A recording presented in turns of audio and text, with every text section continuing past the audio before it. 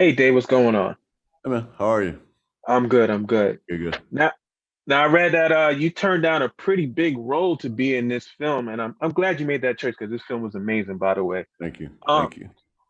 what was it about Zack Snyder that was the reason that you wanted to work with him so badly?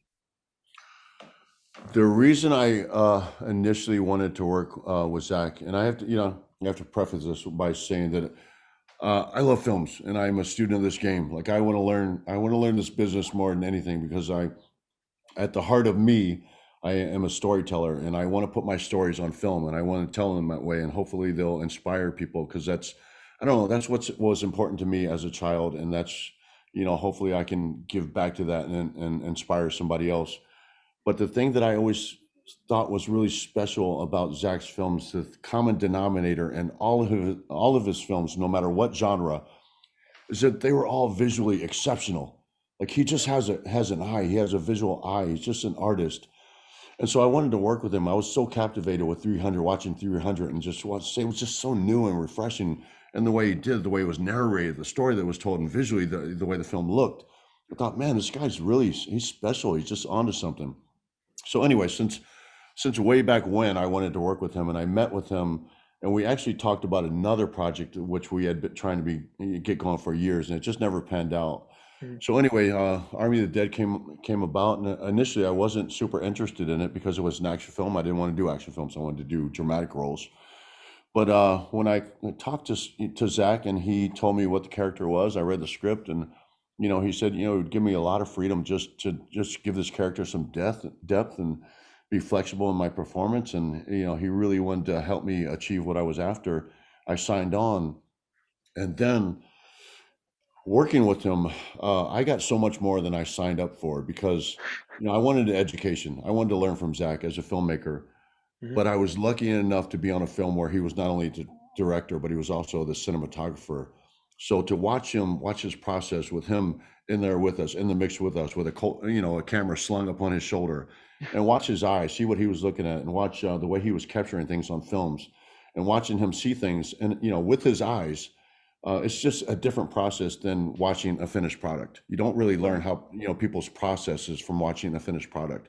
But when you watch them work, when you watch a painter paint, you understand the way they work, what they're seeing, how their art is made.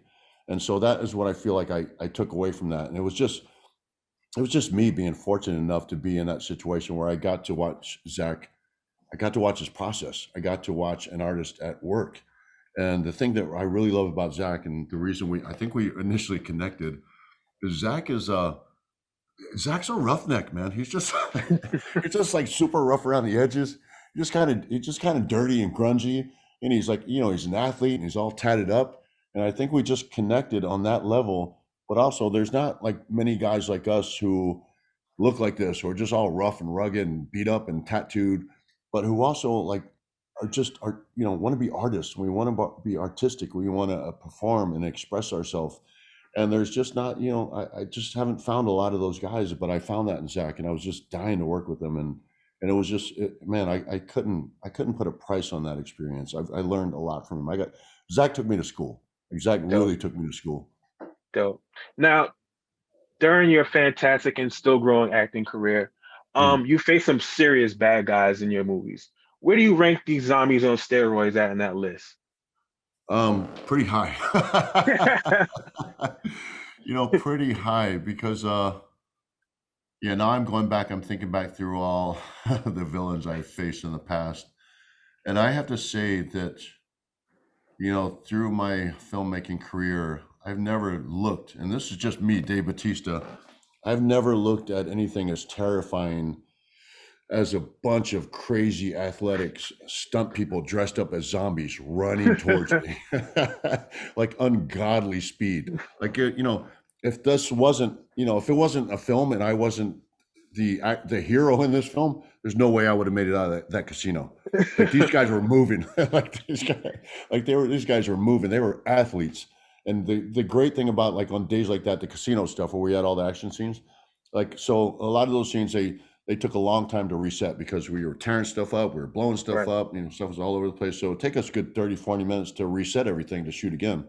Mm. And during that downtime, you got to watch some of these athletes who just were all amped up. They had all this energy. They needed to do something with it. So what were they doing? They were flipping around. They were throwing kicks. They were doing martial arts. They were breakdancing. Some of them were, I was grappling with a few of them.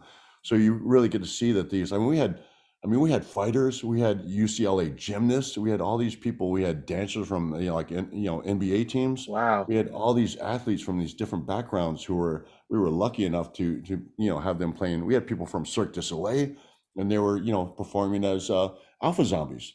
So they were crazy athletes, man, like crazy athletes. Wow. Thank you. Well, Dave, thank you for taking the time to talk with me today. It was a Yeah, pleasure, and I yeah, enjoyed the likewise. film, man. Thank you very Thank you, much. Of thank you. I course. appreciate it. It's a pleasure. Thank you.